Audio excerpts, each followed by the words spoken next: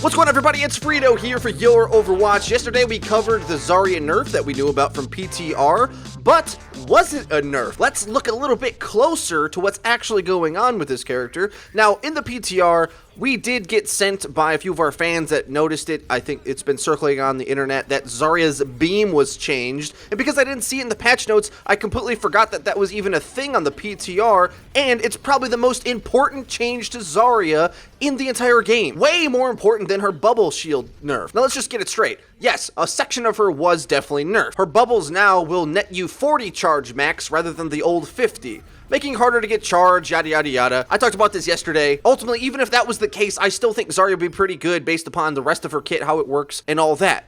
But the new Zarya is even better than the old one, and here's why. The way that her beam attack works has been significantly upgraded.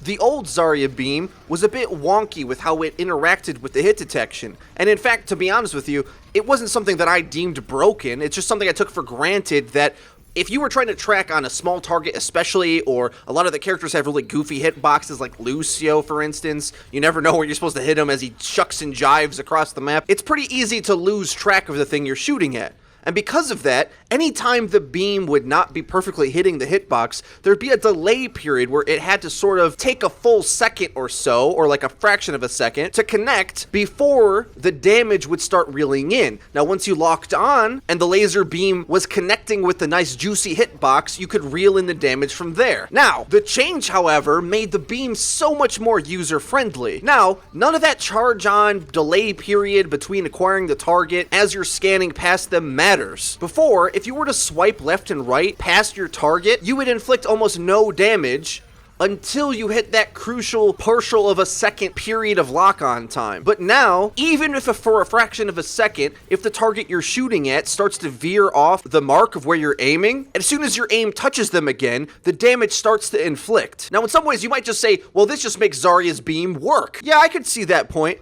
But in reality, what it does is make it work all the time and way more efficient than it ever did before. So yes, you're getting less charge overall from your bubbles, but the reliableness of her left click now is so certain and pure that when you're in those fights, when you're trying to track down a Genji who's double jumping and reflecting in air and you're one of the few things that can hit him, you're guaranteed to land crucial damage on those targets as they're dodging midair. It used to be the case that unless your aim was impeccable, they might be able to dodge most of that potential damage. Whereas now, it's continuing through, like an actual laser beam. Before, there was a bit of that delay period that wasted a lot of damage per second time, but now, as soon as the beam makes contact with something, it's dealing damage immediately. With all these things considered, I don't think it's possible to view Zarya as nerfed in any way, shape, or form. She is undoubtedly better than she was before, regardless of the small, marginal decrease to the charge rate that she gets from her bubble shields. Now, we do have another upload that's coming up sometime today, either before or after this video, where me and Liam discuss some of the other issues with the game right now. Support ultimates are pretty broken, and a few, if not all of them, are charging way faster than they're supposed to be. But, like with any character, if you increase their reliability of damage or just raw DPS numbers, their ult times increase.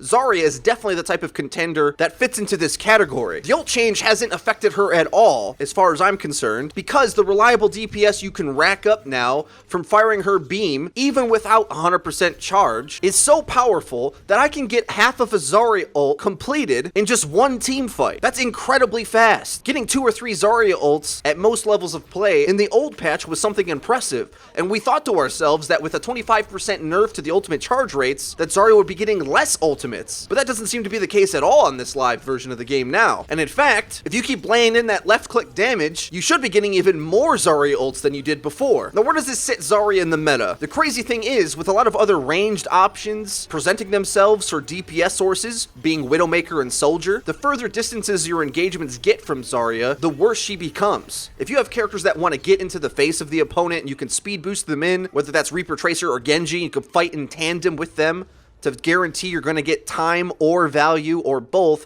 out of your bubble shields, then yeah, she's going to be pretty good. But against the patient pickoffs of Widow from a distance, or a flanking Pharah that isn't simply just spamming damage at the choke, or Soldier who could potentially sprint away from an engagement and can have the trigger discipline to not shoot a Zarya shield anyway, all of these things knock Zarya down more than any of the changes to her kit, either nerf or buff. So with that being the case, I do think Zarya can be an incredibly strong pick and is in a very healthy state in the meta right now. However, due to some of the powerful stationary range damage that we're now dealing with in the meta, characters like, and a lot of you are going to be happy to hear this, D.Va might be even better for the off-tank role. And with all the DPS that a lot of these characters are dishing out now, we're starting a theory craft, is this the end of the dominance of Reinhardt in every single composition? I think it might be. He might not be as much of a must-pick as he was before. And with that being the case, we might be in for the most interesting tank meta that we've ever seen in Overwatch. Tanks that are more purposeful with their engagements, because since Soldier can tear through Rein's shield so easily, I don't think it's as obvious as a simple answer to just set up on a choke and spam into each other's death ball when Rein's shield's just going to get melted before you're really gaining an advantage in that fight. Food for thought, and definitely things that we're going to look into the future on this channel. If you did enjoy, please hit the like button. It really does help us out. Subscribe for more. We upload each and every day, and even uploaded twice today. Check out our Discord server to find teammates to pair up with on every platform at every rank, as well as to interact with the Your Overwatch community. Follow us on Twitter for stream updates, announcements, cool clips that we get from our stream, as well as to interact with us about the game. We've had a lot of enlightening conversations with you guys about the current patch, and there's way more conversation to be had. That's been it for me. I've been FREEDO for Your Overwatch. I'll see you guys next time.